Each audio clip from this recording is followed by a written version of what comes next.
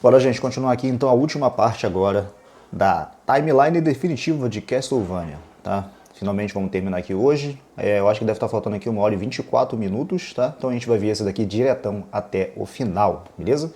Então 3, 2, 1, play.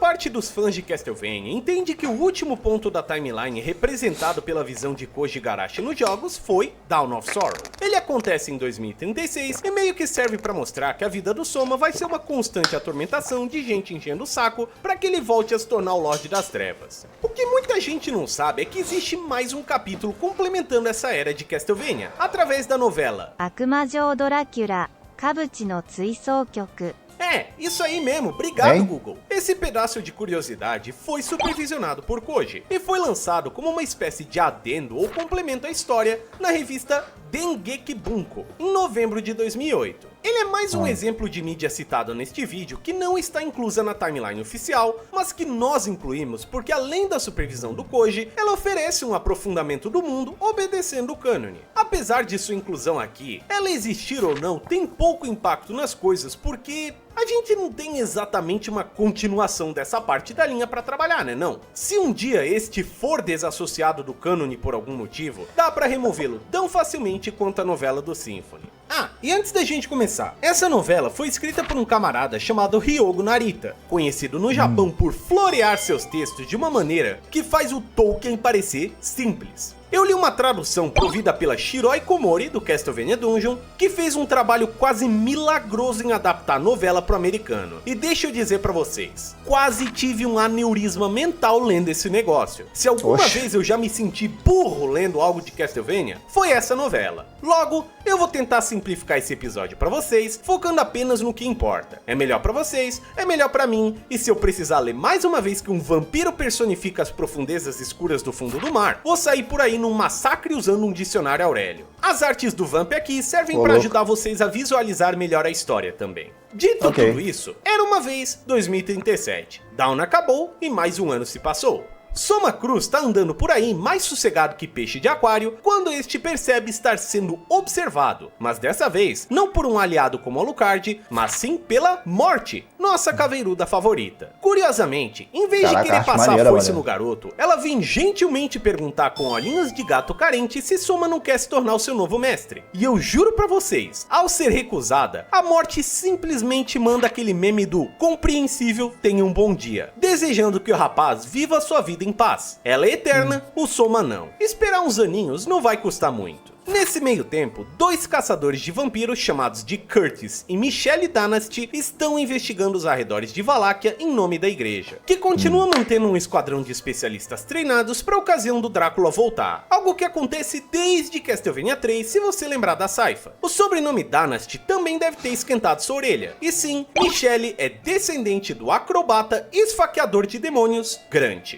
Assim como Quincy Morris, esses dois bonitos aqui não têm um visual definido, então o Vamp fez a mágica pra nós baseado na descrição da novela. Se um dia brotar algo oficial, coisa que duvido muito, vocês adaptem mentalmente para os próximos trabalhinhos. Ambos os caçadores estão investigando o desaparecimento de algumas crianças na região da Valáquia, pouco após um mini eclipse solar. E como vocês já sabem, a partir de 2035, eclipses solares serão basicamente a nova chance do castelo do Drácula dar as caras. E veja só, o castelo realmente retorna, servindo de alvo para os dois caçadores começarem sua busca. Infelizmente, o tal do Curtis é um cabeça quente que não quer sacrificar sua amiga, e graças a isso, ele a desacorda e segue sozinho ao invés de esperar os reforços de Yoko e Julius, este último tendo se tornado seu mestre e mentor. O camarada segue adiante e, ao explorar um pouco os arredores, se depara com uma grande quantidade de pessoas no local, que aparentemente estão aqui graças a algum tipo de culto. Curtis não é o tipo de cara que mata humanos, mesmo que esses estejam trabalhando para o mal, e graças a esse descuido, o jovem caçador é fuzilado próximo dos jardins do castelo, deixado para morrer. Nesse meio tempo, a coitada da Michelle tem que ir atrás dele sozinha. Uma coisa legal é que a encarnação do castelo retratada nesta novela é exatamente a mesma do Arya. Logo, dá pra mais ou menos mentalizar o cenário durante a leitura, baseado na descrição providenciada. Quando a descendente de Grant finalmente alcança o corpo de seu amigo, ela descobre o pior. Seus sinais vitais estão praticamente inexistentes e ele está a um passo de visitar o capeta. E vocês já sabem o que acontece com quem morre no castelo, né?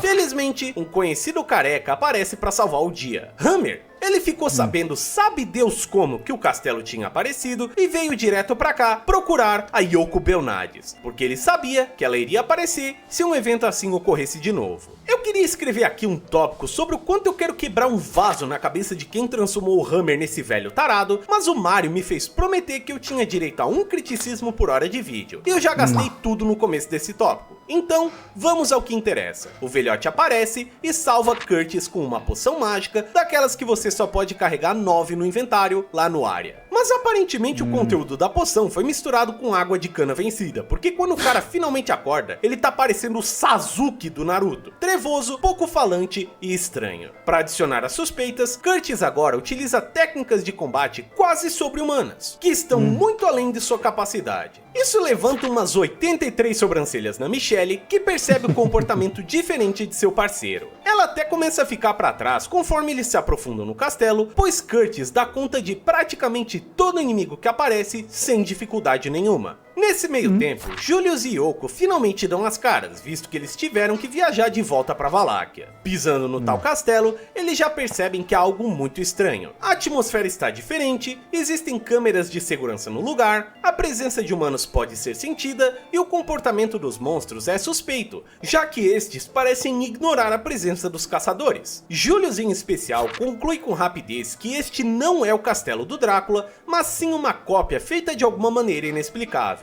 Mais investigações da parte da Yoko revelam também um suicídio em massa pelo que aparenta ser um culto religioso. E se tem alguma coisa que costuma ajudar com energia maligna, é um bando de gente incentivando o caos numa estrutura desse tipo. Vou abrir logo uma parte do jogo pra vocês. O Lorde deste castelo não é ninguém menos do que Aurochs. Ele aproveitou uma rachadura no selo dos Hakuba para criar uma espécie de cópia do castelo do Drácula. Para isso, ele precisou dos servos do falecido Graham Jones, antagonista do Eye of Sorrow. A lógica deles é bem simples. O Lorde das Trevas volta sempre que o castelo aparece, visto que a humanidade tem o caos dentro de si e deseja o Drácula de volta. Graham era o destinado Lorde das Trevas. Logo, ele está para aparecer. Às vezes, Drácula precisava de um sacrifício, então bora se matar para ele voltar. Bando de burro do caramba! Aproveitando esse grupo de tonto, Aurochs utiliza a oportunidade para fazer um teste. Se os humanos fossem completamente controlados, o caos desapareceria? E sim, ele tá fazendo isso como um experimento mesmo. Ainda tem mais um detalhe nessa história toda que a gente vai tocar já já, mas a não-vida está tão chata que ele acorda uma noite desejando fazer uma moderada quantidade de sacanagem com esse pessoal todo.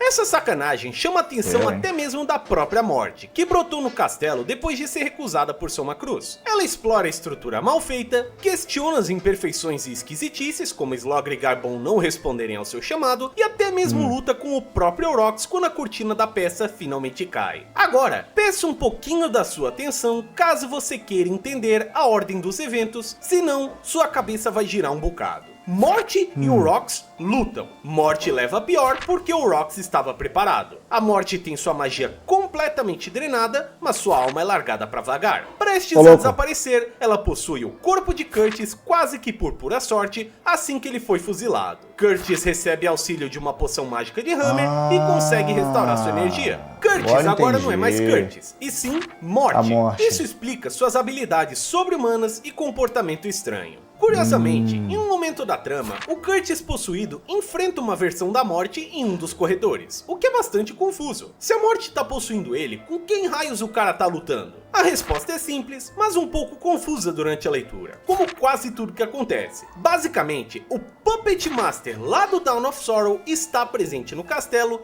manobrando os monstros em suas devidas salas. Por isso ignoram tudo e todos. Esses monstros não passam de bonecos e a Morte falsa se inclui nisso. Como você deve ter percebido, esses eventos ocorrem em horários diferentes. E tirar essa dedução durante a leitura é muito confuso, visto que a novela começa com o caçador sendo fuzilado. lado. Te poupamos de queimar alguns neurônios. O que vocês precisam saber é que o Orox está por trás de tudo e a morte possuiu o amigo de Michelle. Sua presença no corpo do cara é tão maligna que o próprio chicote de Curtis queima sua pele. A caveiruda humana segue determinada em descer além em Orox, visto que ela ganhou uma segunda chance. E, ao chegar na sala do trono, o vampirão recebe ela com questionamentos a respeito da falta de um rei demônio e do que ela pretende fazer para trazê-lo de volta. Para dar uma enxugada na história e focar no que importa, é nessa cena que a morte aponta que o nome Drácula não pertence a ninguém específico. Desde que um humano aceite o chamado do caos, ele já estará apto para ser o Lorde das Trevas. Logo, alguém como Graham poderia sim ser coisa ruim. Só faltou a oportunidade correta. Antes que a conversa fique filosófica demais, Michelle aparece para ajudar no confronto e uma batalha começa. Nesse meio tempo, Julius sai para caçar o Puppet Master, que é a causa dos monstros estarem infestando o local, e Yoko consegue resgatar as crianças. Durante a briga entre o vampiro e a dupla de caçadores, a verdadeira aparência da cópia do castelo finalmente é revelada, um Granfalum ou Legion. Toda a estrutura era literalmente composta de corpos e cadáveres amalgamados em uma ilusão.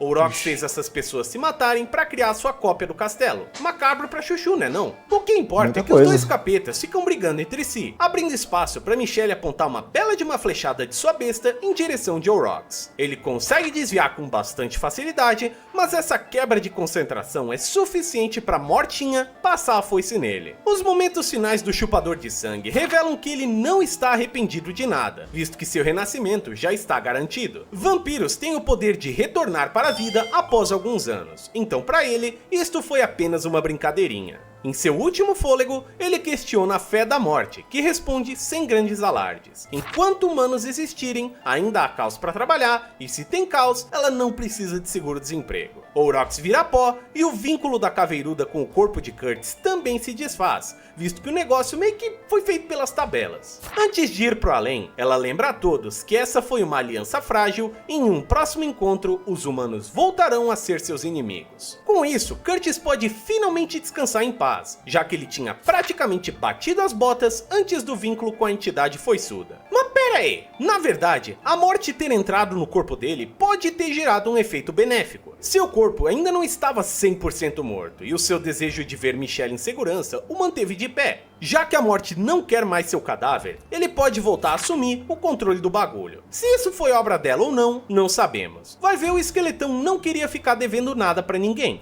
Gente fina, né? Isso fecha esse arco. Orox foi de base, Legion e o Puppet Master foram derrotados pelas mãos de Julius e o sol voltou a amanhecer mais uma vez. Porra, esse negócio tá aparecendo aqui, eu nem percebi.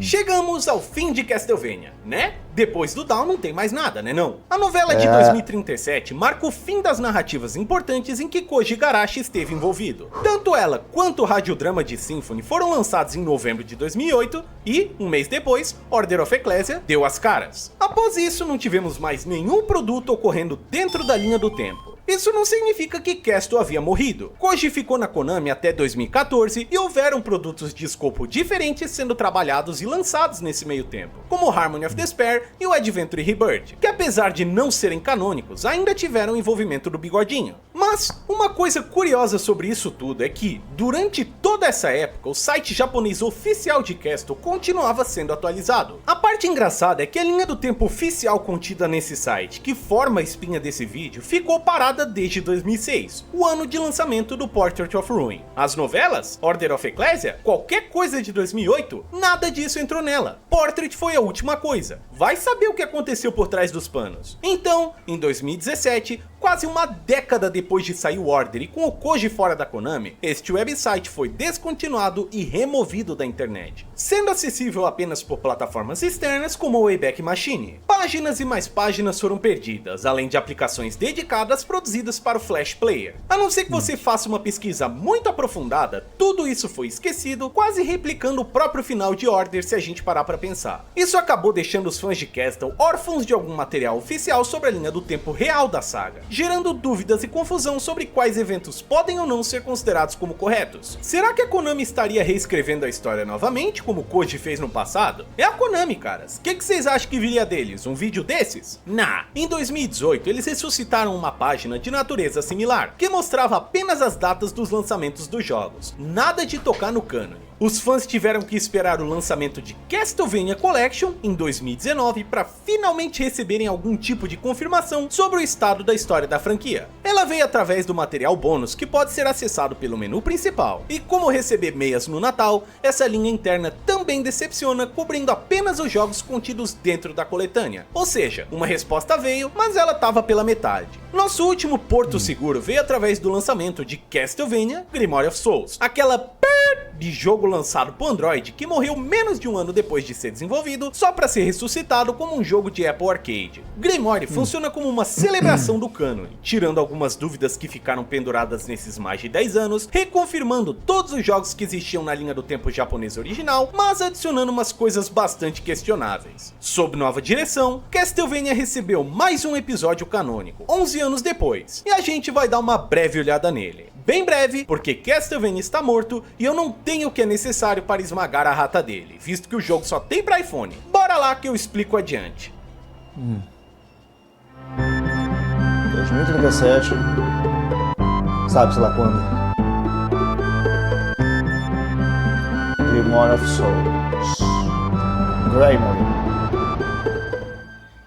Nem sei como é que é Permitam-me essa um parte. pequeno criticismo.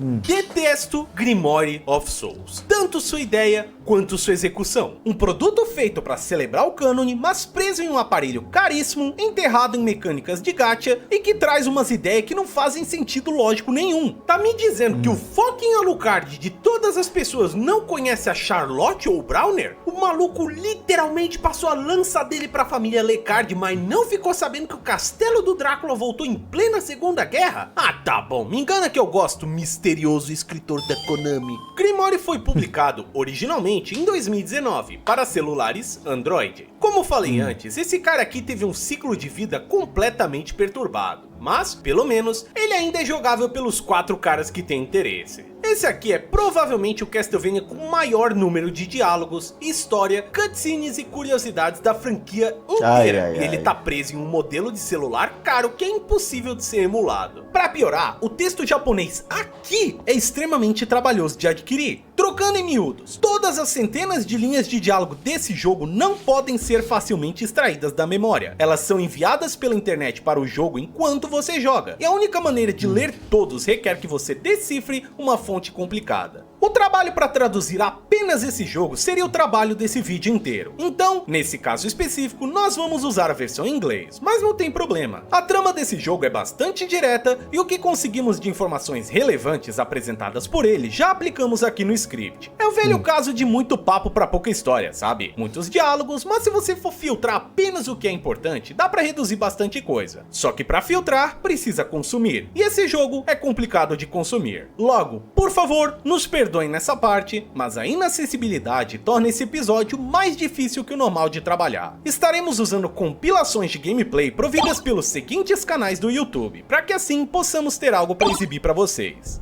Com isso em mente, Grimoire of Souls se passa um tempo indeterminado depois de Dawn of Sorrow. E começa com Arikado recebendo uma carta misteriosa dizendo que os Grimórios despertaram e as trevas se aproximam. Como se a vida desse pobre coitado não fosse só correr atrás das trevas, né não? Depois de confirmar que o selo do eclipse não se rompeu, Arikado descobre que a carta foi escrita por Lucy Westenra, uma pesquisadora de uma organização chamada Elgos, encarregada de documentar tudo sobre os conflitos do Drácula com a humanidade ao longo dos séculos em livros especiais chamados Grimórios, cada um documentando uma era onde o castelo do Drácula retornou. Ela explica que núcleos mágicos surgiram misteriosamente dentro desses livros e estão vazando para o mundo real em forma de monstros, abrindo um chamado ao dever para aqueles que podem impedir isso. Ela precisa que Alucard, um guerreiro poderoso real que tem conhecimento íntimo do castelo do Drácula, entre nos livros usando uma técnica secreta desenvolvida por Elgos, para que ele destrua os monstros dentro deles e recupere os tais núcleos mágicos, chamados de Vital Souls ou almas almas vitais. Vale lembrar que o vampirinho não conhecia essa organização até então, mesmo trabalhando para o governo e tendo acesso aos mais diversos contatos. Mas, sentindo a ameaça iminente que isso pode representar ao mundo, ele aceita ajudá-los. Estas invasões aos livros não ocorrerão sozinhas. Lucy tem a habilidade de tornar as descrições dos heróis que lutaram contra o Drácula no passado em pessoas reais, capazes de conversar e principalmente de lutar. Dentre esses heróis estão Simon, Maria, Charlotte e Shanua, com outros servindo de assistência secundária como Albus, Jonathan, Richter e até mesmo uma versão Kid da loirinha. Missão posta na mesa, hora de trabalhar. Durante suas expedições recolhendo as almas vitais, Alucard dá de cara com outras figuras. A primeira delas é a Desgraçada da Morte, que deixa imediatamente clara a importância de sua intervenção. Se a morte está por perto e também consegue entrar nos livros, então o buraco é mais embaixo. A segunda cabeça a dar as caras é este nada suspeito velhote conhecido como Seward, o homem que lidera a organização. É através dele que descobrimos que Elgos foi criado em 1999 e vem desde então catalogando tudo o que se sabe sobre Castlevania. Eles inclusive conseguiram recuperar a pesquisa de Ecclesia, que havia sido escondida pelos líderes da época para acobertar a falha deles em destruir o Drácula. A última pessoa de real importância a ser apresentada é Hermina, uma bruxa misteriosa que está acompanhada por ninguém menos do que Soma Cruz, reescrita em uma versão corrompida que busca pelas Vital Souls. Hermina foi uma pesquisadora brilhante desta organização que desenvolveu a técnica de entrar nos livros. Entretanto, um dia ela ficou louca e partiu para destruir todo o seu trabalho, com exceção de 2 grimórios, dos quais ela botou debaixo do braço e picou a mula. Elgos ficou desamparada durante um longo tempo, até que finalmente a tal da Lucy deu as caras. Seu clã de bruxas a rejeitava como incompetente, mas seus talentos ajudaram-na a se encontrar em Elgos e restaurar boa parte da pesquisa destruída, além de completar alguns grimórios durante o processo. Com o retorno de Hermina, Seward explica que o Soma Cruz maléfico trabalhando com ela não é o emo lá do Area of Sorrow, mas sim uma versão conjurada dos livros que ela roubou, assim como vimos Lucy fazer, e que toda essa confusão é provavelmente trabalho dela. Levando em conta que ela e o Subtração Cruz estão atrás das almas vitais também, é melhor a gurizada aí apressar o passo, porque o Soma pode virar o Drácula, lembra? Desse momento pra frente, começa uma corrida pra ver quem coleta as Vital Souls primeiro, e a previsão de Seward se prova certa. Os Grimórios se tornam mais instáveis com esse vai e volta de gente entrando, saindo, invocando e manipulando. Sua magia começa a vazar novamente, e monstros que a organização já tinha destruído no mundo real começaram a reaparecer. Com certeza não é algo escrito pra justificar o cara rejogar fases que ele já jogou, né não, Konami? Isso gera uma série de eventos bizarros, como Grimórios sendo reescritos em tempo real, fazendo com que os heróis invocados por Lucy comecem a desaparecer.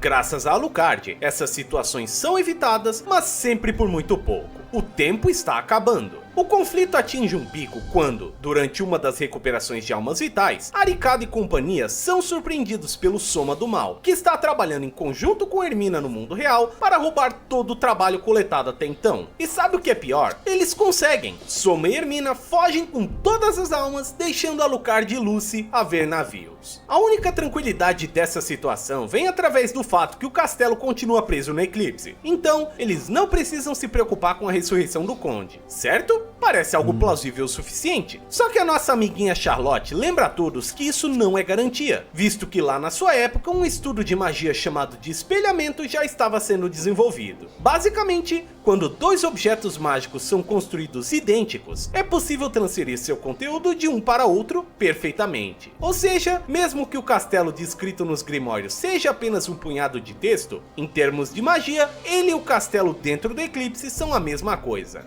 FODEU.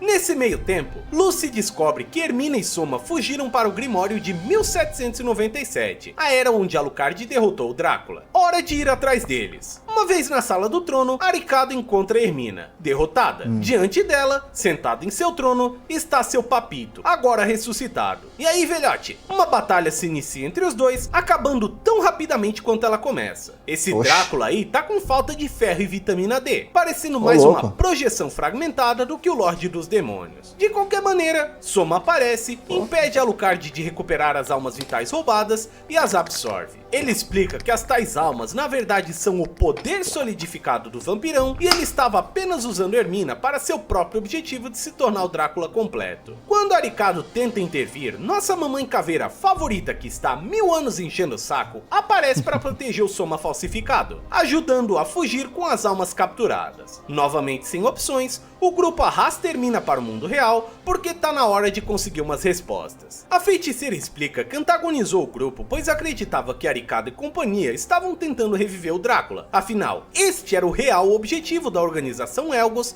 da qual eles estão ajudando no momento. Em algum ponto no passado, Hermina descobriu que essa sociedade foi fundada pela própria morte com o único objetivo de recriar o castelo do Drácula no máximo de detalhes, para que ela conseguisse espelhar a magia de dentro do eclipse para dentro do castelo nos Grimórios, na forma de almas vitais. Ao descobrir que estava fazendo parte desse plano nefasto, a pesquisadora destruiu todo o seu trabalho e fugiu com os livros da Era do Soma Cruz, buscando garantir que o processo de espelhamento não fosse concluído. Porém, Elgos eventualmente contratou Lucy, que reconstituiu tudo do zero e permitiu que a morte continuasse o ritual mágico. Acuada, Hermina decidiu então reviver o Drácula em sua forma enfraquecida para destruí-lo antes que a morte conseguisse realizar seu plano. E para isso, ela invocou o herói Soma Cruz num processo similar ao que Arikado e companhia estavam fazendo. Infelizmente, o poder do castelo já havia infestado os grimórios do garoto Boy Band, transformando ele em uma versão maligna que atraiu no momento chave da execução de seu plano. Restando apenas os 2 grimórios de Hermina e uma determinação em grupo, cabe a Alucard e seus companheiros impedirem que essa versão de Soma se torne o Lorde do Mal.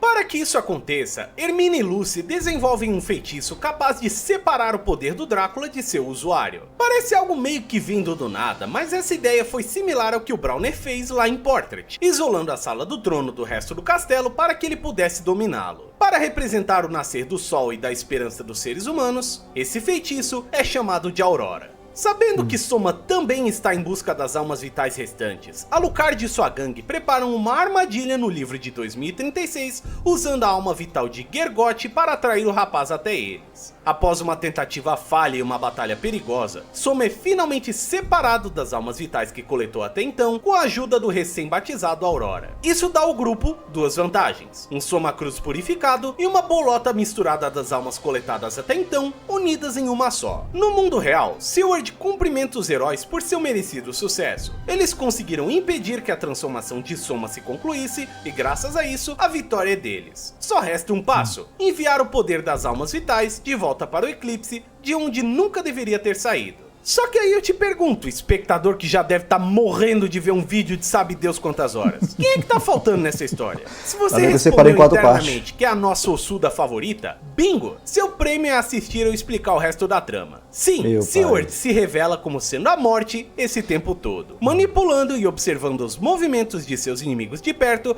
para poder reagir com tranquilidade. Ei, dá pra julgar ela? Se essa estratégia funcionou nas outras vezes que ela fez isso, não tem por que deixar de fazer, né? O problema é que a tonta da Lucy entregou as almas vitais antes da fachada cair, e agora, com todo esse poder reunido em um lugar só, La Muerte parte para dentro do Grimório de 1476, o mais antigo livro da organização. A morte pretende tunar o Drácula com as almas roubadas para que ele derrote Trevor e reescreva aquela história, fazendo com que as outras também sejam reescritas. Assim, ele vai acumular poder o suficiente para sair do Grimório vivo e provavelmente bem pistola. A tarefa de impedir que a história de Trevor seja reescrita cabe novamente a Alucard. Para que isso não aconteça, o grupo coloca a cabeça para funcionar, desenvolvendo um plano interessante. Já que Drácula é a encarnação de todas as emoções negativas da humanidade, eles devem invocar um último aliado que incorpore toda a esperança da humanidade naquela época, o próprio Trevor Belmont. Foi isso aí que eu joguei. Só que fazer isso apenas com os Grimórios é muito difícil, porque Trevor existiu muito longe no passado, e sua descrição é muito vaga, igual um manualzinho do jogo do NES. Eles precisam de mais detalhes. Uma alternativa seria invocar a memória de Trevor utilizando os 3 Vampire Killers presentes ali, o de Simon, Richter e Jonathan. Só que tem um problema, o ritual de memória do chicote só pode ser feito por um Lecard, e não tem nenhum membro da família presente no momento. E, numa cena que eu só consigo imaginar o escritor abrindo um sorriso no cantinho da boca se sentindo inteligente, é revelado que a tal Hermina é uma Lecard, e ela sabe como fazer a invocação das memórias. Só não é mais conveniente do que a cabeça do Drácula num prato, mas beleza. O ritual é realizado e a memória de Trevor Belmont é invocada 3 vezes, cada uma delas permitindo que Lucy complete a descrição do Belmont lendário através das suas virtudes. E com isso, uma versão do guerreiro é materializada para que o grupo vá atrás da morte. Arikado e companhia atravessam o Grimório de 1476, alcançando a Sala do Trono e descobrindo que a morte conseguiu seu desejo. Drácula foi revivido e dessa vez não é aquele Drácula turco fajuta lá não, viu? É o capiroto de verdade e ele vai detonar todo mundo que tá presente. Com bastante dificuldade, o grupo consegue oferecer resistência contra o vampiro. Mas antes que ele possa morrer de verdade, Morte, eu sei, tá ficando chato já, se sacrifica para que a transformação dele se torne completa. A batalha estendida mais uma vez, exigindo o máximo de todos aqueles que estão presentes. Depois de uma longa e extenuante luta, Drácula cai de joelhos à mercê da gangue de caçadores que também está pela boa. Neste momento, Hermina lança o Aurora sobre o vampirão, mas ele resiste. Eis que Lucy se une a ela, e juntas o separam de seus poderes, fazendo o capítulo terminar de maneira positiva. Antes de bater as botas, ele lembra a todos que a humanidade vai continuar chamando ele de volta e que a guerra continuará. Tá bom, Drácula, a gente já entendeu. Com a crise completamente evitada, os heróis voltam para o mundo real, vitoriosos. O planeta está a salvo, mas ainda há rastros do poder maligno de Drácula dentro dos Grimórios, que precisam ser removidos. Com isso, os heróis invocados continuam vivos e os eventos dessa história são finalizados e registrados em um Grimório, em um capítulo conhecido como Grimory of Souls. Incrível, né não? Né não. É sim. A lenda do Drácula é certamente longa, como você viu em todas essas horas de vídeo. Percebi. Apesar dessa história parecer uma grande lista de Drácula voltou assim e assado, é uma história sobre ciclos, onde o vampirão existe como personificação das mazelas que a própria humanidade cria pra si. Hitoshi Akamatsu, o próprio criador de Castlevania, supostamente disse: o monstro Drácula nasce da maldição do homem. Em uma era verdadeiramente pacífica, Drácula não existiria. É pela própria mão que a humanidade se condena e é por essa mesma mão que ela se salva, seja através de um Belmont de determinação inquebrável ou através de heróis que sacrificam tudo para mandar o Drácula de volta pro caixão. E mesmo depois que ele morre, a lenda continua. Quando Koji formou a linha do tempo, ele estava querendo chegar em algum lugar com essa coisa toda, mas a obra deixou muitos espaços que não foram desenvolvidos, como os Anos Perdidos, a Batalha de Quincy ou mesmo a Batalha Final de 99. E sim, 5 anos cabe Rondo e Symphony, vai saber quanto mais dava pra fazer. Apesar disso, nós trouxemos a história de todos os heróis na linha do tempo, mas o castelo ainda está de pé nos observando, e a noite não terminou. Isso é porque a história apresentada até aqui não corresponde ao número de jogos já criados. O castelo também é sustentado por pilares que existem fora da linha do tempo, e são considerados não canônicos. Oxi. É isso que o castelo quer da gente. Ele quer nos dar trabalho e saber por que esses jogos não estão na linha do tempo.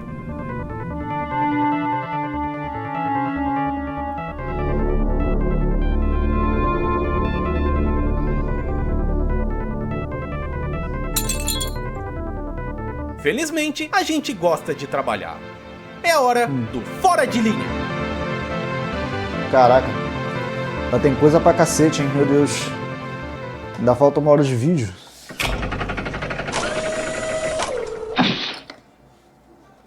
O objetivo do Fora de Linha é explicar o motivo de vários jogos da série não serem parte da cronologia. Então, nós não vamos discutir como um jogo poderia hipoteticamente caber, e sim os detalhes que fazem ele não encaixar na linha do tempo. As histórias dos jogos nos próximos tópicos serão resumidinhas para manter o fluxo constante, mas o que foi importante ainda vai aparecer. Também vamos evitar discussões de Gaiden e spin-off, termos bastante comuns em discussões de Castle. Vamos enquadrar tudo em apenas termos de linha do tempo. E uma última coisa, muitos não ligam para detalhes de cânone e consideram que um jogo pode caber na linha do tempo com contradição e tudo. Respeitamos essas opiniões, mas na nossa interpretação é contraditório achar que um jogo devia ser canônico e ao mesmo tempo ignorar o que diz o cânone. Tudo certo? Então vem com a gente! Vamos lá.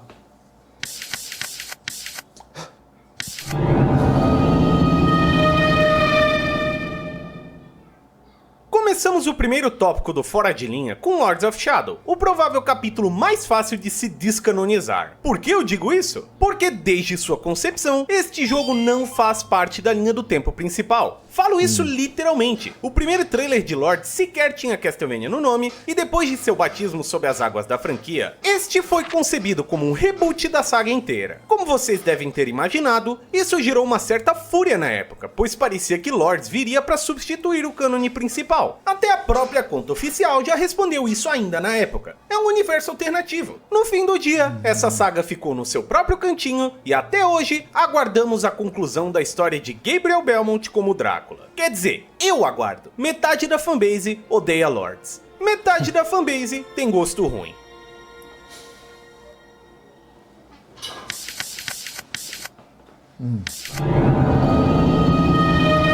Order of Shadow. O que diachos Order of Shadows tá fazendo aqui? Eu conheço tipo uma pessoa que liga pra esse jogo em 2023 e eu já emiti um mandado de prisão pra ela. Bem, é um Castle e a gente quer tirar as incertezas da frente. Esse game aqui se passa no final do século 17, com Desmond Belmont e suas duas irmãs investigando uma organização que busca trazer o Drácula de volta. Até aí, tudo chuchu beleza. O problema é que nessa mesma época, Simon Belmont estaria vivo, criando uma inconsistência nos eventos da linha principal.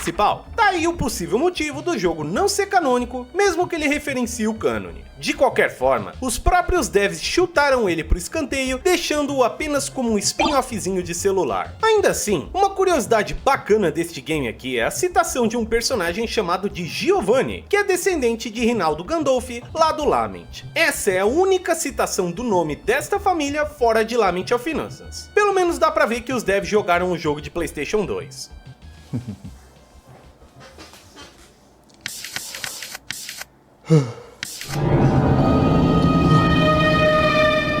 Vampire Killer. Você talvez deve estar se perguntando o porquê desse compilado de jogos que retratam as aventuras de Simon não serem canônicos. E a resposta aqui é bem simples Merda também. é essa? O primeiro Castlevania é o jogo que recebe prioridade sobre a história do que aconteceu com Simon, independente do fato de ela ser breve e bastante simples. Quando questionado, Igarashi expressou que mesmo que os outros jogos contenham basicamente o mesmo roteiro e pudessem ser considerados a mesma coisa, o primeiro jogo é a fundação principal. É possível que a única exceção seja Castlevania Chronicles, por ser o mais fiel ao game original, mas a linha do tempo ainda dá prioridade lá para o jogo do NES. Então, todos esses outros games aqui podem ser considerados como contos ou fábulas que recontam a história de maneira mais enfeitadinha, ou dramatizada, sabe? Igual quando eles pegam o Drácula do Bram Stoker e inventam 83 novas fraquezas pro cara só pra se diferenciar. Ainda é a mesma história, mas a original é a que vale. Mesma coisa aqui, só que um desses caras é diferente dos outros e eu não falo só pelo fato de ele ser o pior da franquia. Haunted Castle também tem que ser o diferentão, né? Recontando a história de Simon da sua maneira. Enquanto procura sangue, Drácula sequestra a noiva de Simon Belmont, fazendo o caçador ir atrás dele. Nada de chicote sagrado, Parece Jojo, nada de mané. legado da família. Esse aqui só não é canônico mesmo, graças a Deus. Jojo. É você?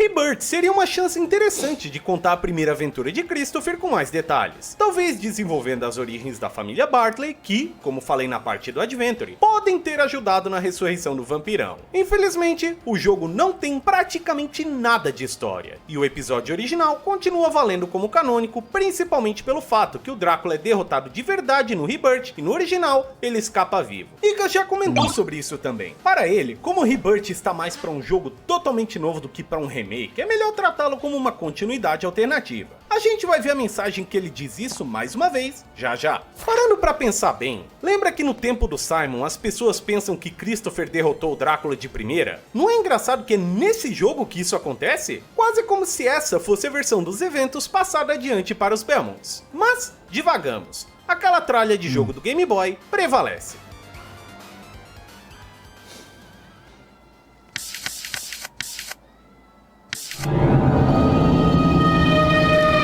Drácula.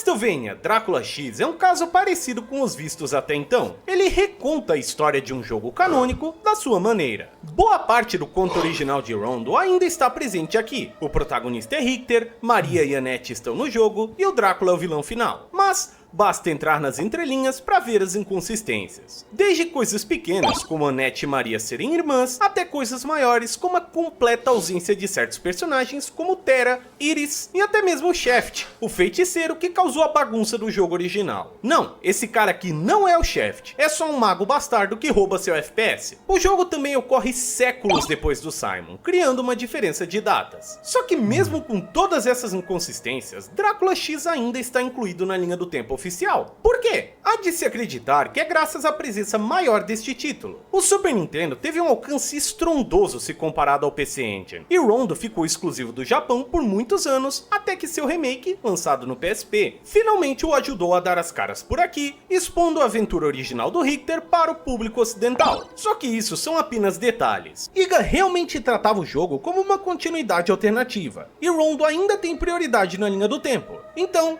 prego no caixão. Mas e o Drácula X Chronicles? Bem, se a gente for parar pra ver, em termos de história, a versão de PSP não adiciona tanta coisa assim. Existem mais diálogos e eles são adaptados de maneira mais eloquente, como se quisessem refletir as novas vestimentas dos personagens, mas fora isso, a história é a mesma, com os mesmos personagens, e uma das poucas diferenças é que aqui a Maria foi capturada na cidade e trazida até o castelo com a Annette, e no original a Maria foi até o castelo por conta própria descer a porrada no vampirão, sendo aprisionada no processo. Existem batalhas de chefe extras, como a contra aquela personagem lá do mas isso apenas Hunter enriquece o enredo sem atrapalhar. Esse aqui é um caso onde tanto o Rondo quanto o Drácula X Chronicles servem o mesmo propósito. E de qualquer maneira, você só tem a ganhar jogando ambos.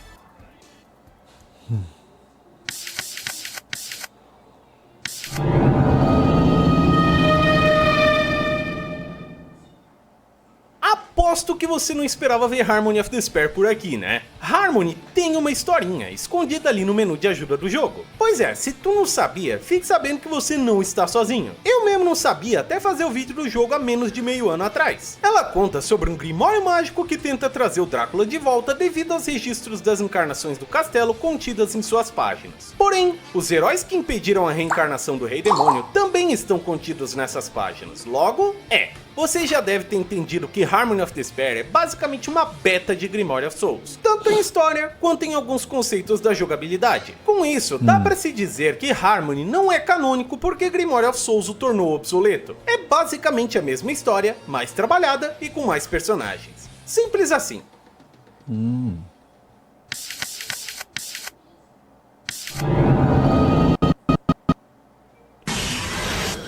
Oxe. Isso aqui tinha dado ruim no vídeo. Castlevania Judgment. Olha só o jogo miserável que contém todas as possibilidades, mas não contém nenhuma ao mesmo tempo. Judgment é complicado, cara, porque, de novo, ele existe num espaço fora do tempo. Além do mais, existem informações canônicas nesse jogo recebidas naquelas cutscenes maravilhosas onde todo mundo se olha com olhar de peixe morto, ou nos finais de certos personagens. Então, como esse jogo pode ser canônico e não canônico ao mesmo tempo? Pois é, tem que saber dividir. Se todos os finais fossem canônicos, existiria uma porrada de paradoxos temporais, como personagens se conhecendo antes da hora, ou descobrindo seus destinos antes mesmo de cumpri-los.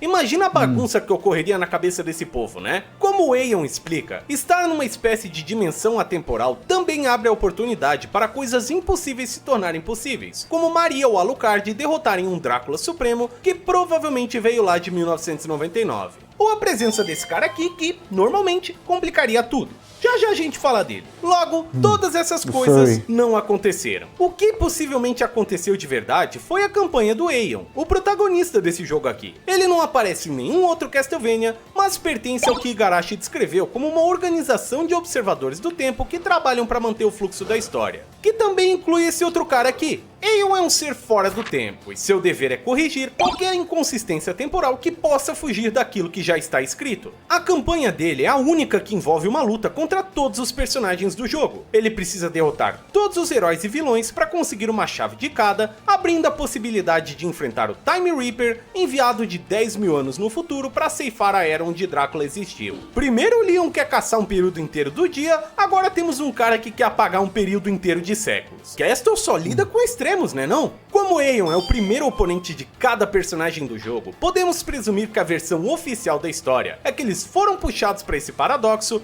lutaram contra um emo de cabelo branco, perderam e foram enviados de volta para sua época se perguntando o que raios aconteceu. A única história que parece verdadeira é a de Aeon, que serve apenas para dizer que Castlevania Judgment não existiu. Loucura, né? Mas não para por aí. Sabe quem é o patrão do Time Reaper? Galamoth. Sim, o boss do Symphony que tem um plano de 10 mil anos para dominar o mundo dos demônios. Agora a gente pode falar dele.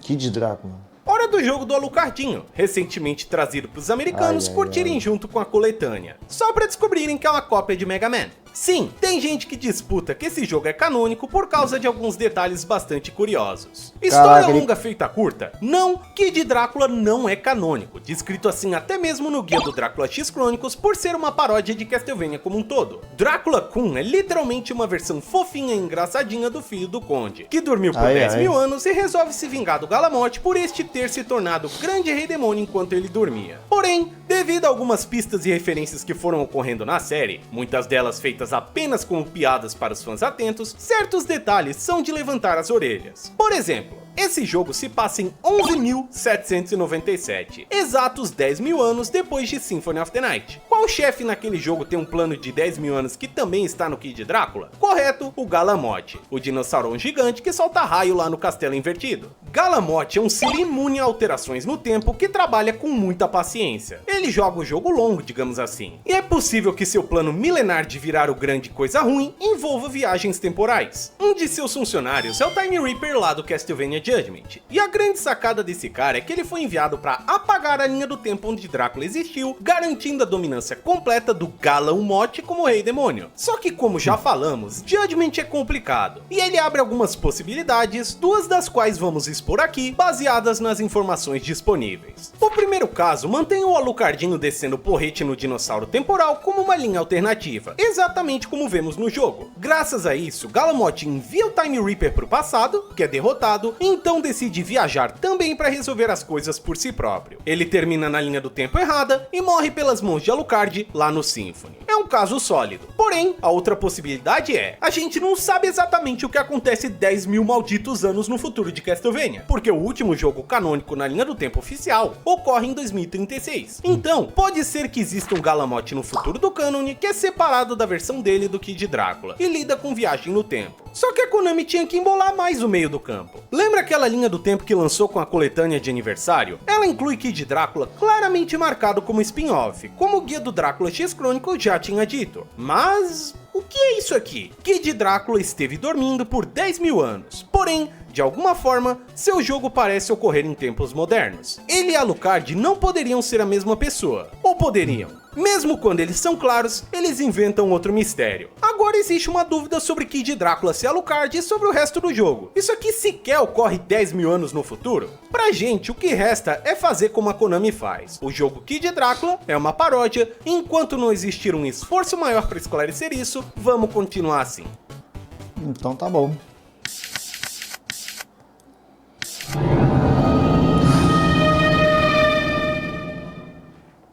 Peraí, aproveita que a gente fez duas e bota outra intro aqui também.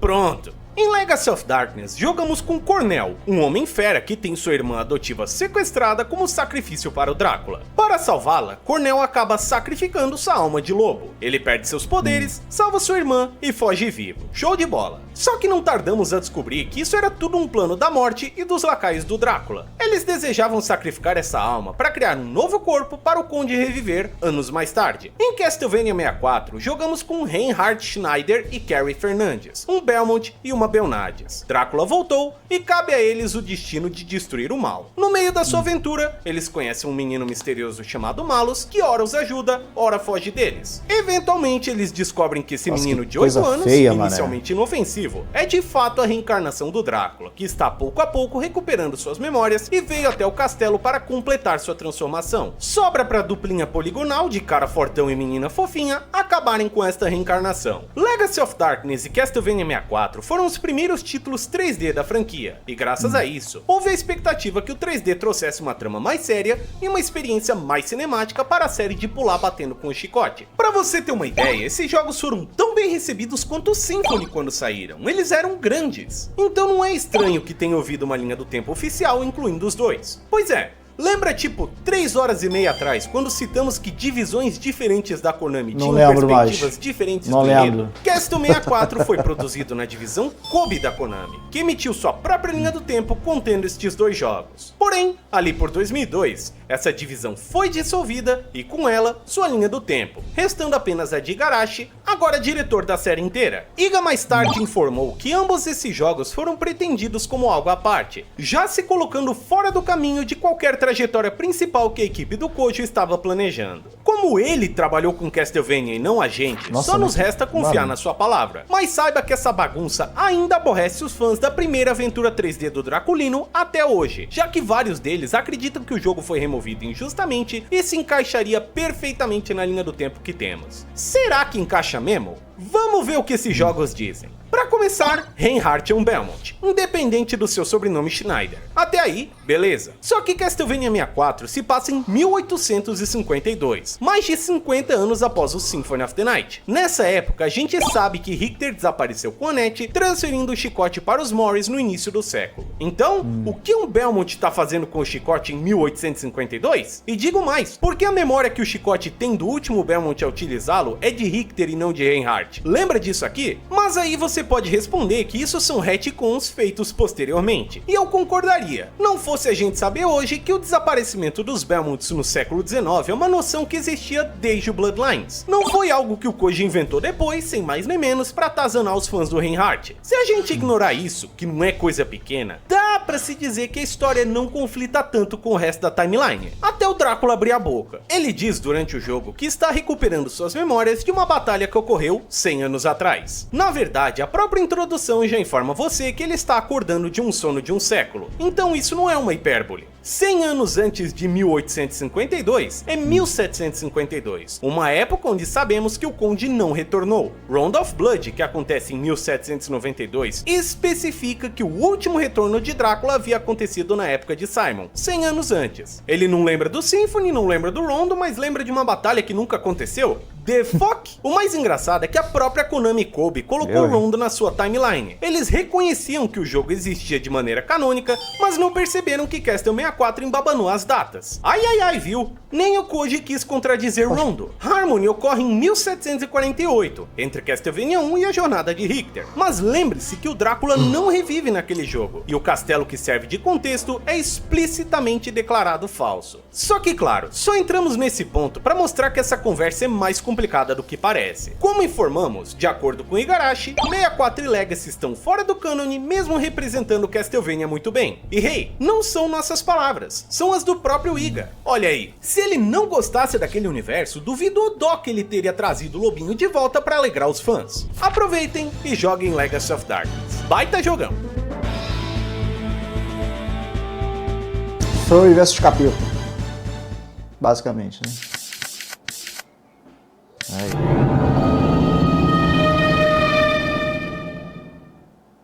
Circle of the Moon é outro título que mal nasceu e já foi descanonizado. No mesmo mês em que o jogo foi lançado, a revista oficial da Konami confirmou que este game aqui pertence a uma linha do tempo separada que não tem nada a ver com a trama original. Fim de história, certo? Não, acho que a gente devia dar uma olhadinha na trama, mesmo assim. 1820. O retorno de Drácula é impedido por 3 caçadores de vampiros, 2 deles dando a vida no processo. 10 anos depois, na Áustria, o Conde retorna novamente pelas mãos de Carmilla, uma de suas servas mais leais, mas o ritual é interrompido por Maurice Baldwin, presente na ressurreição anterior, e seus pupilos, seu filho Hugh e Nathan Graves, filho dos caçadores que morreram. Rapidamente, Drácula se livra dos dois jovens caçadores e Maurice é sequestrado para servir de sacrifício para restaurar os poderes do Conde. Inicia aqui a prova de força de Nathan, que deve brandir o chicote Hunter Whip para salvar seu mestre na primeira aventura de Castlevania para o Game Boy Advance. Notou as diferenças imediatas? Essa história não tem qualquer menção de Belmont, de Vampire Killer, o castelo não é na Valáquia e até as famílias são diferentes. Em questão de datas, a separação desse jogo fica ainda mais evidente. Não existe um ano específico que revele os acontecimentos de Ecclesia, mas essa parte da linha do tempo aconteceu em meados do século XIX. Nesse período existiu toda aquela questão do Barloy pesquisando maneiras de destruir o receptáculo do Drácula, porque com o Vampire Killer desaparecido, havia o medo que o Conde se tornasse impossível de destruir. Como vimos anteriormente, Shanua foi a única que conseguiu fazer isso, usando o poder do Drácula contra ele mesmo, porque nenhuma outra arma era capaz de feri-lo. Já o Circle of the Moon lida com não uma, mas duas ressurreições do vampiro. Uma em 1820, quando os pais de Nathan destruíram o Drácula, e outra em 1830, quando ele próprio fez o mesmo. Se o Circle ocorre antes do Order, então que conversa é aquela de Ecclesia ficar procurando algo que pudesse impedir o Drácula porque o chicote sumiu? O Nathan e os pais dele conseguiram 2 vezes, sem usar o Vampire Killer. Se o Circle ocorre depois do Order, então como que Ecclesia surgiu no início de 1800, provou sua capacidade, recebeu o receptáculo do Drácula, desenvolveu Dominus e conseguiu criar Shanua desde pequena até ela ter 20 anos, tudo antes de 1820? Lembre-se que Ecclesia fala no desaparecimento dos Belmonts, um evento ocorrido no início dos anos de 1800, como se ele já tivesse acontecido há muito tempo. Pode não parecer, mas esse também é um caso onde a história é mais complicada do que parece, e uma olhada de perto rapidamente revela que o jogo não tem compromisso com as histórias anteriores. Mas ei, Circle já se removeu do cânone no mesmo mês que ele lançou, e tá muito claro pra gente que esse era o objetivo mesmo.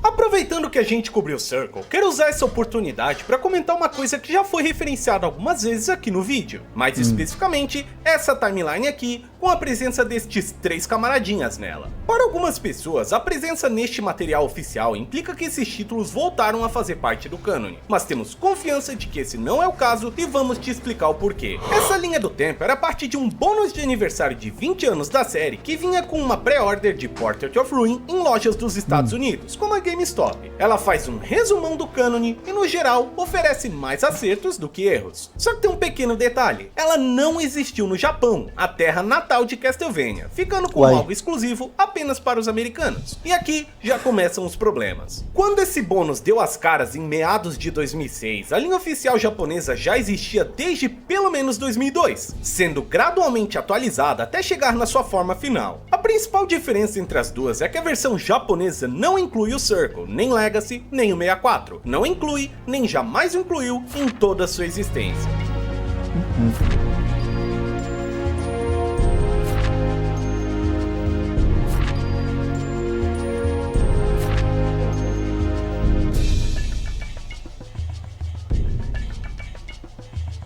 Parece que a equipe liderando Castlevania no Japão já sabia que esses jogos não eram para ser canônicos desde cedo, e parece que quem produziu a linha americana também sabia. Vocês não acham estranho como todos os jogos da lista têm uma historinha, mas justamente esses 3 passam em branco? Essa linha saiu com Portrait e a linha japonesa atualizou para incluir ele, mas não esses 3. Por que a diferença então? Nosso palpite aqui é demográfico. Esses 3 jogos foram importantes no ocidente. Os Castlevanias do 64 foram um sucesso de crítica na época, e de acordo com a IGN, Circle vendeu 300 mil cópias só na América em 4 meses. Talvez não pegasse muito bem lançar um material oficial sem incluir esses caras aqui. É uma decisão de negócios, não de historinha, e por isso a trama desses jogos não está incluída aqui. Só que esse material bônus foi um dos primeiros contatos do público ocidental com uma linha do tempo oficial. Tem gente que acha até hoje que o Circle, por exemplo, nasceu canônico e foi descanonizado depois. Mesmo ele tendo sido anunciado como não canônico, mesmo ele não fazendo referência ao cânone, e mesmo ele nunca tendo aparecido nas linhas do tempo oficiais japonesas. A Wikipedia diz isso até agora. Como se descanoniza uma coisa que jamais foi canônica para começar. Não é difícil supor que essa linha estar em inglês tornou ela muito popular, contribuindo para a confusão, mais ou menos como a galera ainda achar que o Grant é um pirata graças ao manual americano. Ela é o primeiro resultado no Google para linha do tempo Castlevania em português e em inglês nos dias de hoje. Imagina em 2006, quando se sabia menos. Enfim, esse é o nosso palpite. Lembra que dissemos no começo do vídeo? Castlevania é uma produção japonesa e por isso achamos prudente priorizar o que a linha do tempo oficial japonesa diz. E ela disse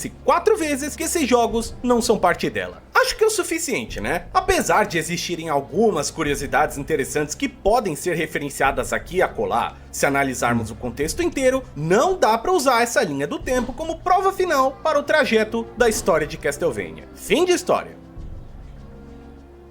Antes do último tópico, que é o mais bucha de todos, eu acho que vale a pena fazer uma menção honrosa para os castles que não são canônicos, mas que não necessitam de um espaço especial para comentar. Se fôssemos comentar literalmente tudo que não é canônico de castle em detalhes exaustivos, esse vídeo só ia lançar em 2050. Então, enquanto o Mario foi lá buscar água de cana para nós aguentarmos o tranco da nossa última atração, os seguintes jogos e mídia não são canônicos. Castlevania Netflix, O Elefante na Sala. Seriado adaptado de Castlevania 3 que conta uma história própria que os fãs adoram dizer que é melhor que a vista aqui. Se quiser saber minha opinião sobre esse negócio, dá uma olhada no meu vídeo de tier list. The Arcade é um universo alternativo com 3 heróis originais. Todo e qualquer pacha slot, visto que eles são uns negócios cinemáticos para arrancar grana de velho bobão. Os seguintes mangás e novelas que vocês estão vendo nessa lista aí do lado. Os quadrinhos de Belmont's Legacy. Encore of the Night. Não preciso nem falar, né? Moonlight Rhapsody. Essa coisa nem sequer lançou, então, por enquanto, desconsideramos. Essas duas garotas que aparecem em outras mídias não são, mas a da direita eu queria que fosse. Lecard Chronicles 1 e 2 porque, obviamente, estes são fangames. Bom, teoricamente a Konami deu permissão para a existência deles, né? Nenhum sinal do Mario e ninguém pra me impedir. Essa vai ser a minha maior vigarice. Lecard Chronicles vai direto pros jogos canônicos. I understand you like my game, and I appreciate your admiration, but its story is unique and it's my fun game. Do your job right, or I'll make you play Lecard Chronicles 1 all over again, blindfolded, silly vampire. Mickey safado! Bem, isso foi inesperado pra caramba. Aconteceu aqui? Pra fechar, a marca de cigarro também não é canônica. Acho que é isso. Se faltou alguma coisa, é porque ou a ligação com a saga é muito pequena, ou a gente não julgou como importante o suficiente para estar aqui. Agora, vamos ao grande finale. Graças a Deus.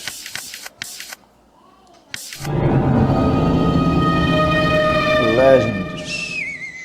Castlevania Legends, o terceiro jogo de Game Boy que eu tenho tristeza no coração por ele não ser tão bom quanto Belmont's Revenge. Só que esse camarada aqui não é lembrado pela sua qualidade, ou gráficos, ou música, ou o que for. E sim, pelo fato de ele ser o primeiro jogo da série a trazer uma Belmont mulher para a cena. Sonia Belmont. Sonia é uma personagem muito legal e seu design e história exalam tudo que faz essa franquia ser o que ela é. Só que, para poder falar dessa caçadora e das buchas que ela traz pra mesa, primeiro precisamos conhecer sua história, com todos os detalhes possíveis. Bora lá! Tudo começou quando um homem de nome desconhecido resolveu se transformar no capiroto para ganhar vida eterna. Bem coisa clássica mesmo. Em 1431, ele revela sua presença ao mundo como Drácula e começa a expandir seu reino de terror pela Europa. Em algum lugar neste período, ele arruma um filho com uma mulher humana e desse relacionamento nasce Alucard, um jovem meio vampiro que compartilha a maldição de seu pai. Ao mesmo tempo, num lugar provavelmente mais esperançoso, nasce Sonia Belmont, uma garota bastante especial graças a seus poderes mágicos, que lhe garantem a habilidade de se comunicar com seres sobrenaturais. Sonia cresceu ao lado de seu avô, que lhe treinou e ensinou a ser uma pessoa altruísta. Seus poderes não deviam ser usados para ganhos pessoais, e sim para proteger os outros. Afinal, esse é o jeitinho dos Belmonts. Agora é 1450. Em uma bela noite, Sonia, com 17 anos, encontra Alucard, que está em busca de seu pai. Ele não vê seu velhote há muito tempo, pois ambos foram separados em algum ponto no passado. Mas esse evento faz a engrenagem do destino girar. Pouco tempo depois deste encontro, a loirinha se depara com sua casa sendo atacada por servos de Drácula, que finalmente vieram até a região. Seu avô, quase sem vida, informa que é hora de utilizar seus poderes. Tomando o chicote da família em suas mãos, a jovem caçadora parte determinada para o castelo demoníaco, pronta para tornar lendário o nome da família Belmont. Durante sua invasão ao castelo, Sonia se surpreende com a presença de Alucard, descobrindo que ele veio acertar as contas com o pai. Ele decide testá-la para ver se sua força é suficiente para derrotar o Drácula e, neste momento, é revelado que existe um laço amoroso entre esses dois desde antes do ataque que matou o avô de Sonia. Ela passa o teste e cabe agora à garota dar um fim no vampirão enquanto Alucard entra em um sono profundo. Obrigado pela ajuda, viu, moço? Legends encerra com a loirinha descendo o chicote no lombo do Coisa Ruim, provando para todos que a força da família deve ser respeitada. Essa vitória gera renome para os Belmonts, transformando-os em caçadores de vampiros lendários. Como extra, um final secreto mostra que a garota se tornou mãe pouco tempo após os eventos do jogo. Esta criança um dia irá crescer, enfrentar o Drácula e se tornará aclamado pelo povo como um herói. Muito bem, tá aí a história do jogo. Bem basicona dentro do que se esperaria de um jogo de Game Boy. Dá pra resumir ela em duas linhas, com a Sony iniciando a lenda do nome dos Belmonts em 1450, deitando o capeta na porrada e tendo um filho com o filho dele. Pra um jogo simples é uma história bonita, mas se ela tá no fora de linha, tem algum problema. E o problema dela é, bem, sua completa existência. Como vocês já devem ter notado, Castlevania Legends foi criado para ser o início da batalha contra o Conde Drácula em 1400. Vai pra lá, meu filho. Eu tô terminando já, tá? Fecha a porta. 150, antes dos eventos de Castle 3 que já existia no mercado com uma história muito parecida. Legends tenta fazer o que Lament faria 6 anos depois, e no processo tropeça em tudo que existia antes dele. Se você está pensando que o problema é o filho da Sonia com Alucard, meu amigo, eu tenho uma notícia pra você. O buraco é bem mais embaixo. Circle, 64 e Legends formam uma trindade controversa. Alguns dos seus fãs mais vocais insistem que eles foram removidos arbitrariamente, reforçando que suas histórias encaixam sem problemas na linha do tempo. Será? Como vimos anteriormente, Circle e 64 foram planejados para não entrar na linha estabelecida pelo Koji. Ponto. Aqui deveria ser o fim de história pro Legends também, porque, apesar da revista oficial da Konami ter incluído o jogo em uma linha do tempo lá em 1997, o volume seguinte da mesma revista informa que houve um erro, e Legends não respeita aquela linha. Mais tarde, essa timeline de 1997 acabou oficializada, e Legends continuou de fora. Outra vez a história devia ter terminado, mas muita gente não ficou satisfeita até hoje. Então, nós decidimos dar uma olhada mais de perto nos detalhes. É engraçado, né? Eu duvido que você que está assistindo agora tenha entrado nesse tópico achando que Legends de todos os jogos seria tão complicado de explicar. Mas aqui estamos. Por honestidade com o game, nós decidimos comparar peças centrais do enredo dele com histórias de jogos anteriores, desconsiderando os jogos que vieram depois do seu lançamento. Queremos provar que ele não foi removido apenas por capricho ou o que for, mas sim por não encaixar com os trabalhos anteriores. E nós vamos começar, é claro, pelo que Legends diz sobre o Drácula. Aperta o cinto porque lá vem bomba. Drácula apareceu no mundo como Rei Demônio em 1431. O diretor de Legends disse que 1431 não foi o ano que o Drácula nasceu como humano, mas sim o ano que ele surgiu como Rei Demônio. Essa data bate com a lápide do Conde encontrada lá em Simon's Quest. Só que aqui também encontramos a data de sua morte, 1476. Se Legends tentasse se encaixar, Drácula não poderia ter morrido em 1450, que é quando esse game se passa. Mas ainda tem mais. Em Castlevania 3 é dito que o Drácula virar o Rei Demônio iniciou sua expansão pela Europa, e isso fez a igreja enviar um exército, a Saifa e depois o Trevor, levando a derrota do Drácula em 1476, como diz o Symphony e concordando com a lápide de Simon's Quest. Legends cita a expansão do Drácula pela Europa, mas ignora a igreja, exército, a Saifa e, claro, o Trevor. Ah, e se o Drácula morreu 2 vezes, não faz sentido a lápide citar a segunda morte ao invés da primeira. A motivação do Drácula era obter vida eterna. O jogo diz que ele era um homem ganancioso que buscou renascer como capeta para obter vida eterna e receber grande poder. E já sabemos que isso ocorreu em 1431. Castlevania 3 discorda, sugerindo que Drácula já não era mais humano quando buscou o poder de Lorde das Trevas. E adivinha só, Rondo e Symphony também não concordam, dizendo que Drácula tem cerca de 800 anos de idade em 1792. Se você fizer as contas, vai ver que Drácula precisa ter se tornado imortal lá por 1000 e Guaraná com rolha, muito antes de 1431. E Castlevania 3 nunca diz que a motivação do vampirão virar Lorde das Trevas era vida eterna. Afinal, ele mesmo já tinha levantado que o Conde já não era mais humano. A batalha da humanidade contra o Drácula começou em 1450. Legends faz questão de recitar algumas vezes que é nele onde a batalha contra o Drácula começa. Porém, Castlevania 3 já tinha dito na sua própria história que era ali que se iniciava a batalha contra o Drácula, e o Symphony apenas reforça isso. Não dá pra retconar o coitado do Trevor, né? Alucard é o filho do Drácula com uma mulher humana. Essa parte é verdade no Legends e no Symphony. O que não bate aqui é uma outra loirinha que você deve ter percebido que não foi citada até agora, nem pela gente, nem por Legends. Lisa. Segundo Symphony, Drácula se tornou demônio e iniciou seu ataque porque mataram sua esposa Lisa próximo de 1476. Legends, no entanto, diz que o ataque começou antes de 1450. A menos que a Lisa exista apenas no Symphony e a mãe humana do Alucard seja outra pessoa no Legends, Lisa não pode ter morrido em 2 pontos do século ao mesmo tempo. Alucard se revoltou contra seu pai. Legends também traz a revolta de Alucard, e depois que Sonya prova sua força, Alucard vai dormir. Castlevania 3 mostra que, assim que seu pai se transformou, Alucard mudou de nome e se escondeu no subterrâneo para esperar que um guerreiro digno o ajudasse a enfrentá-lo, e de acordo com o Symphony, ele foi dormir depois da batalha. Tanto o jogo do NES quanto do Play 1 já disseram que sua revolta e fuga aconteceram apenas uma vez. O bebê de Sonya com Alucard.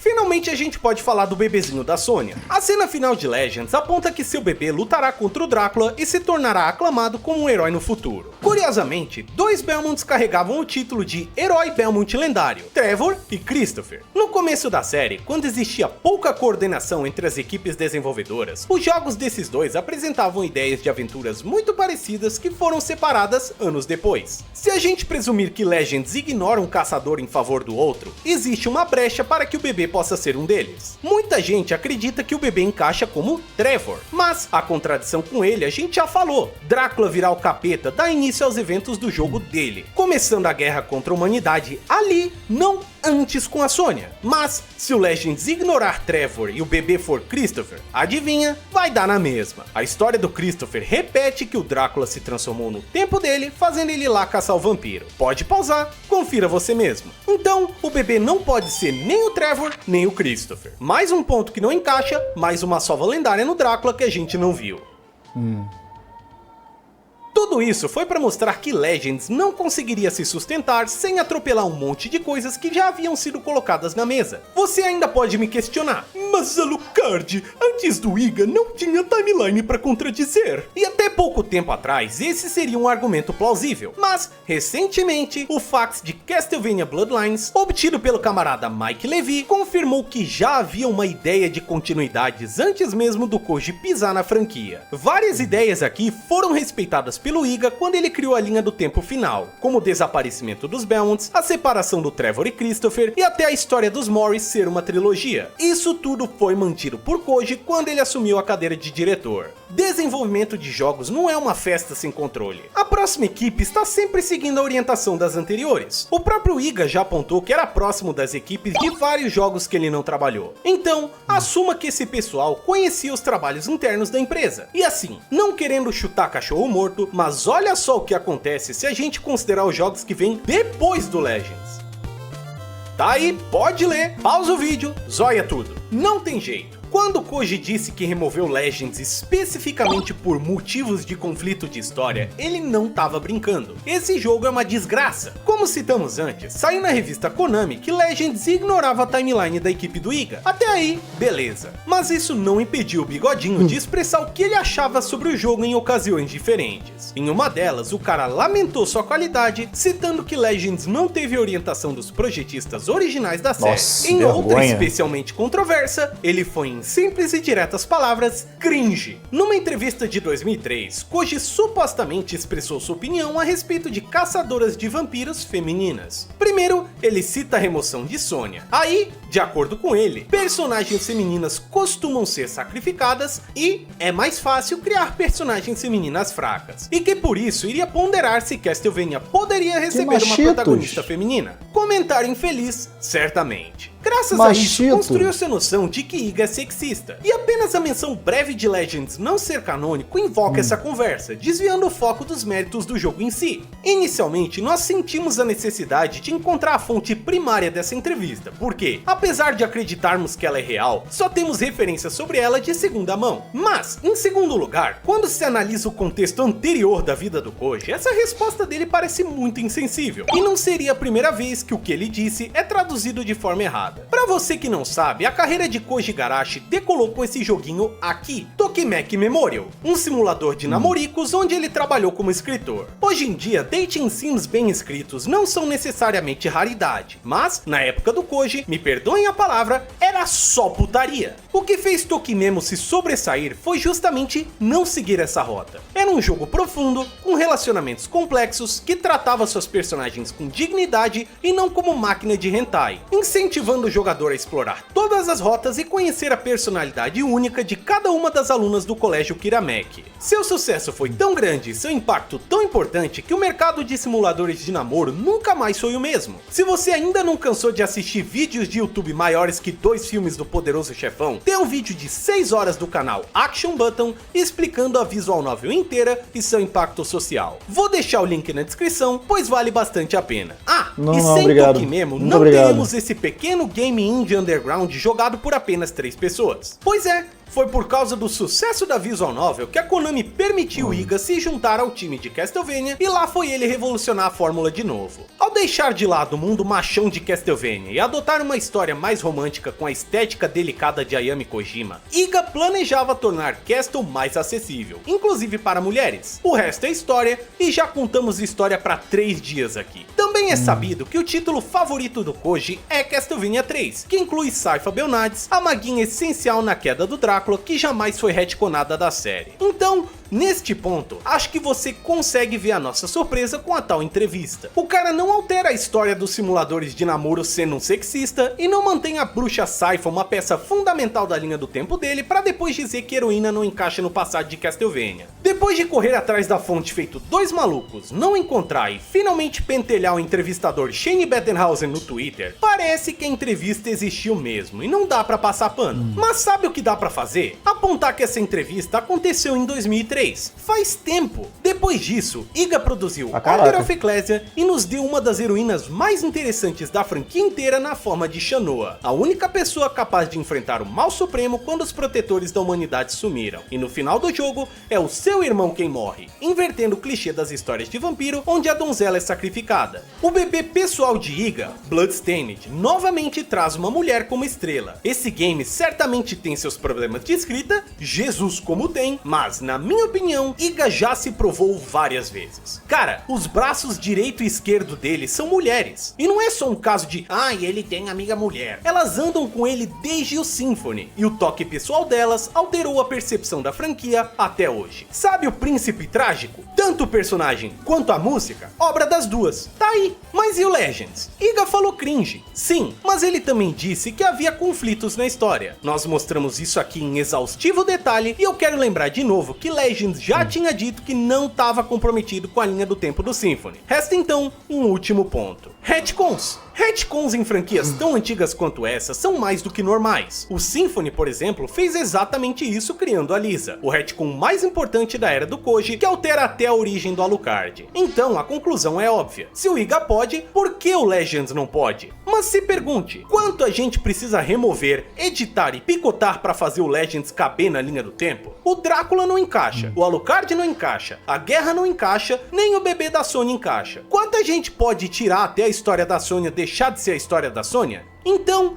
quero propor uma outra pergunta. A Sônia precisa caber em uma timeline? Ela precisa ser canônica para validar o trabalho da equipe que a criou? Na minha opinião, não precisa. Nem ela, nem o Nathan, nem o Reinhardt, nem o Cornell. Essas histórias não são amadas porque estão ou não em uma linha do tempo. Elas são amadas porque incorporam o conflito central de Castlevania, caçadores de vampiros de fibra inquebrável contra o demônio que nasce do desespero da humanidade. Não me entenda mal, uma linha do tempo é importante para que haja coesão na história que qualquer série está tentando contar, e aqui não é diferente. Esse é o motivo de a gente ter feito esse vídeo estupidamente longo e cheio de detalhes. Mas fetichismo por linhas do tempo e pelo que é ou não é canônico pode te roubar a chance de experimentar tudo que essa série maravilhosa tem a oferecer, e já basta a Konami fazendo isso com você. Até o ponto desse vídeo, o próprio Castlevania Legends não pode mais ser obtido facilmente. Como se ter uma sequência cancelada já não fosse o suficiente, uma coletânea de clássicos traduz o Kid Drácula pela primeira vez, inclui o abominável The Adventure, que é um forte candidato a pior castle da série, mas não inclui Legends, um jogo que é comparativamente melhor e que oferece uma perspectiva diferente do início dessa saga, que já é cheia de perspectivas diferentes, até mesmo entre continentes. Era só incluir a ROM como um bônus, e nem isso fizeram. Por quê? Sinceramente, tanto faz, cara. Legends não cabe na linha do tempo? E daí? Não é ela que determina a importância da Sonya pra Castlevania. Ela não precisa de uma timeline pra ser uma Belmont igual ao Simon, igual ao Richter, igual ao Julius. E se Trevor foi o primeiro homem a destruir o Drácula, Sonya foi a primeira mulher a fazer isso sozinha. Ela cumpriu o destino do seu nome e sua história merece ser apreciada, canônico ou não, assim como todas as outras nesse vídeo. É assim que se respeita as equipes que fizeram esses jogos. Concorda comigo? Maneira a arte.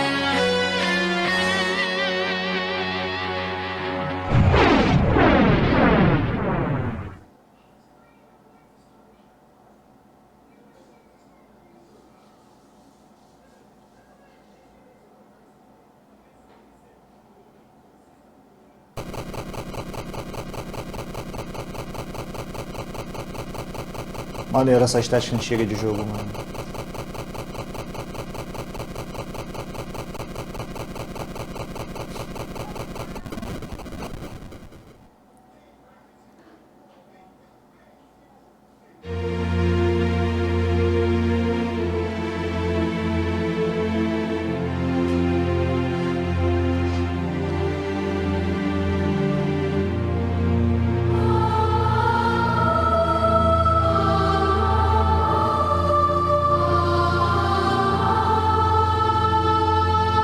Pô, maneiro.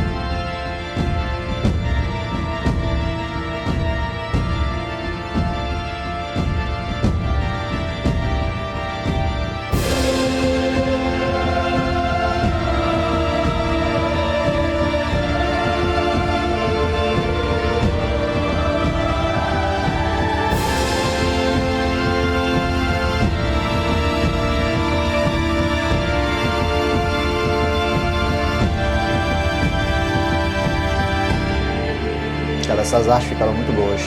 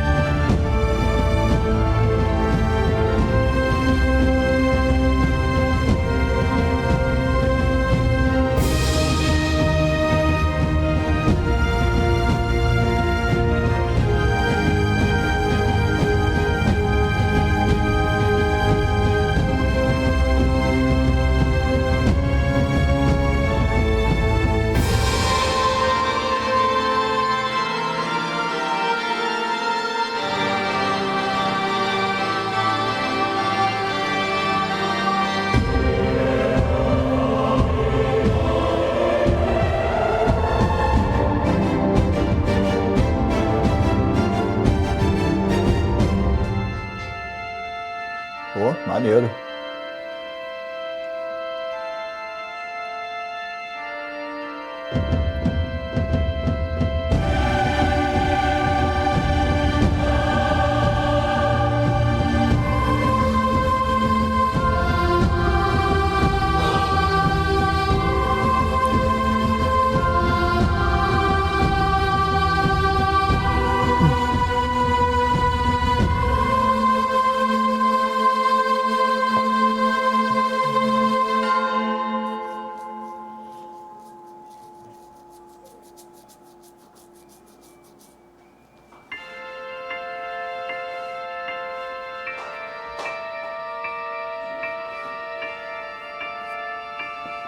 Caraca, gente pra caramba.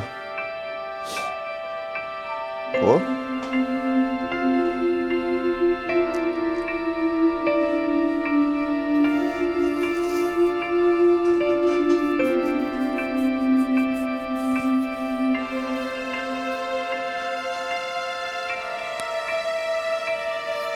Nossa, muita gente.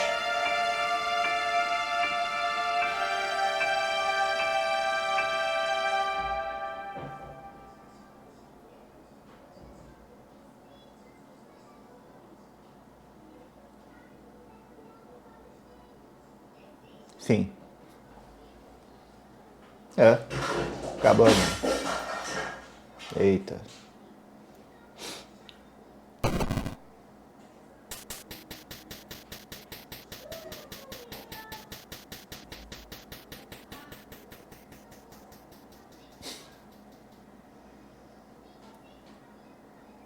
Fim? Será? Bom, tá aí, gente. Esse daí foi a timeline definitiva de Castlevania lá do canal do Master Alucard. Como sempre, não tenho muito o que falar porque, como disse, eu conheci por esse vídeo aqui um pouco da história dessa trajetória de Castlevania, apesar de ter jogado alguns poucos jogos, talvez 3 jogos, e teve até alguns recentes aí que foram mandados pra mim em live, que eu não sabia que era do mesmo universo, tá ligado? Mas tá aí. Cara, é isso, gente. Eu não tenho o que falar, não. Tá ligado? É um vídeo bem longo, eu me esqueci praticamente já da primeira parte do que eu gravei, tá ligado? Porque é muita informação mesmo. E eu não sei vocês, mas eu particularmente quando eu vou jogar algum jogo, eu não vou por trás ali da história, pra saber da história do jogo. Eu só quero jogar e me divertir, basicamente. Foi o que eu fiz com Castlevania, tá? Mas tá aí de qualquer forma, tá? Link na descrição. Até a próxima.